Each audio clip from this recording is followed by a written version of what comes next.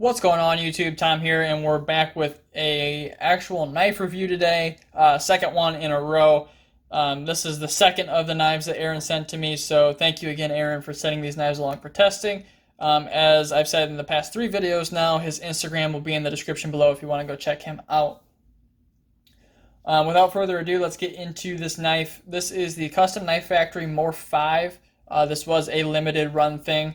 I don't know how many they made. This one is like 38, number 38, and very, very cool knife. So let's get a little bit into the specs here. It has a 3.4 inch blade with a 3.75 inch cutting edge. As you guys can see there, that cutting edge extends well beyond the end of the frame here. And a very unique blade shape. Honestly, if you measured cutting edge like with a string from the tip to here, I think you might be pushing closer to 4 inches. It's crazy how much actual edge is packed into this knife. Handle length is 4.8 inches, and it has an overall length of 8.25 inches. The handle thickness is 0.47 inches, and blade stock is 0.15.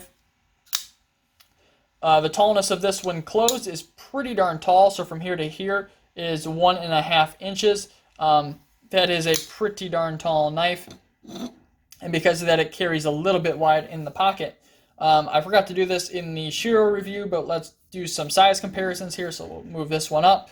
We have a Spyderco Native 5, so you can see it's quite a bit larger than the Native 5. We'll do the Spyderco Manix 2. So overall dimensions are really similar to the Manix 2, and honestly, it might be pretty similar as far as tallness goes. Not quite as tall as the Manix 2, but you are getting into that ballpark. Another good comparison. Chris Reeve Large and Cosi, very similar size to that as well. And then another knife that's probably darn similar in size too is the Benchmade Anthem. So very similar in overall size there as well. So it's definitely not a small knife. I wouldn't say it's a big knife either. It's kind of right in that that pretty standard range of for 3.5 inch blades. The handle isn't freakishly big. So let's go over my likes, and let's reiterate that these are just my opinions. Your opinions may vary. This is just the feelings that I had on this knife from using it and carrying it for a day or two. First and foremost, I like the blade. It has a very unique shape, like I said, with all of that cutting edge, full flat grind. The geometry is very good on this as well. It's 0.15 inch blade stock, and it comes down at 18 degrees per side to I think it's 18 thousandths behind the edge. So pretty darn good geometry. Definitely not the thinnest I've seen, but better than I'd say 90% of production knives out there. The finish is also beautiful, as you guys can see here. This is a hand-rubbed satin finish. Just absolutely gorgeous in person. When I first got this knife in from Aaron, I was like, dude, do you really want me to test this? Because I would really hate to mess that finish up, putting a scratch in the blade by cutting cardboard. And he said, go for it. They're just knives. They're meant to be used. So thanks again, Aaron, for that. I was really nervous on using this one just because of how beautiful that blade finish was. I do enjoy the handle as well. The milling on this is absolutely insane, and I'd have to argue that is the thing with this knife that makes it very special. The sculpted titanium, and if you guys can see there, it's kind of harder to see, but the carbon fiber and the titanium match up perfectly everywhere. I believe what they did was they put the carbon fiber inlay after the fact and then milled both together. If they didn't do the milling together, that's very impressive to be able to line everything up perfectly like they did. The finish on the titanium frame is also very unique. It's almost a much darker, I can't think of the finish some of the other companies use, but I like this dark look on the titanium. The titanium is normally something more like, I guess this is even darker tie. Titanium's normally a little bit brighter than this, and it almost has like an acid wash look. I know that's not what they did, but that's kind of what it reminds me of. The other thing I did like about this handle, I guess this is on the handle and the blade, is this little thumb depression where your finger sits as you're cutting. It gives you a lot of extra cutting power, puts your fingers in a good position to be able to put the maximum force down on that blade that you need to. So very cool. Fit and finish on this one, as you guys would expect, is perfect. Like I said, the inlay fits perfectly. If you guys want to take a look there, there's no gaps anywhere. All the milling lines up. Centering's perfect. No blade play. Just kind of what you'd expect. The action is very, very good.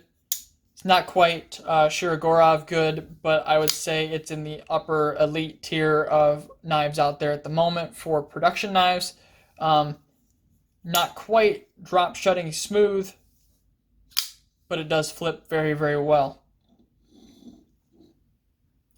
The ergos on this knife, because of that little thumb depression, and you also have this little forward finger groove here, are very, very good. This was a very comfortable knife to cut with. The only thing I would change personally is I would remove the jimping here. I'm not a huge fan of jimping to begin with, but that jimping right there kind of tends to dig into your fingers a little bit, but that's me personally when I'm doing cut tests and you're ripping through 300-400 feet of cardboard. Any little thing that's not perfect will start to bother you. The clip is also very nice on this knife. It is like a black titanium clip. Says Morrf 5 right inside of it. Very good looking. Then you have like this little ball bearing that sits inside of there. It doesn't spin. It is captive. And it does enable you to clip this and unclip this very easily one-handed. As you guys can see right there, it does have a lot of ramp to get in and out of your pocket, which is awesome. I've said in the past I'm not a huge fan of 3D milled clips, but what I'm finding is on these higher end knives, the 3D milled clips work very, very well, and they tend to execute them very, very nicely. This is a little controversial right now, but I do enjoy this blade steel. This is M390, and this is very, very well done M390. If you guys want to know just how well done this thing is, go watch the cut test a few videos back, and you guys will see just how good this stuff is. This is what M390 can be, and it's not even, I don't think, at its max performance, but they did this steel excellent, and this is what you're paying for every time you buy M390, and this knife at this price point should have steel that performs this well. Very nice stuff. Last but not least on my likes is something that's huge and I wish every company would do. They include hardware for your entire knife. You have an extra pocket clip, you have an extra pivot, both sides, and then here's all your other parts. You have extra screws, standoffs, bearings, the little steel washers that the bearings ride on. And this thing right here, that's an extra lock bar insert, which is crazy to me that they would ship out another one of those, which tells me that they probably, either their machining tolerances are extremely tight, or they hand fitted that one to this as well and figured out that that one worked with this particular knife. And from there, they threw that one in the bag. So, I mean, those pieces have to be so tightly machined that I'm pretty sure they probably hand fit that to make sure it fit and then threw it in the bag. So if they're doing that for every knife, that is extremely impressive. And that's awesome that they're giving you all that extra hardware with the knife. Every company should do that because I think most people out there can replace screws or even disassemble their knife, and that would just that would save the company a lot of money in warranty repairs if anything like that happens. For dislikes, I don't really have a whole lot with this one. One thing that did kind of bug me on this was it is a bit wide in the pocket. As you guys can obviously tell just how tall it is this way. It is a little bit wider in the pocket, and I tend to prefer knives that carry a little bit thinner.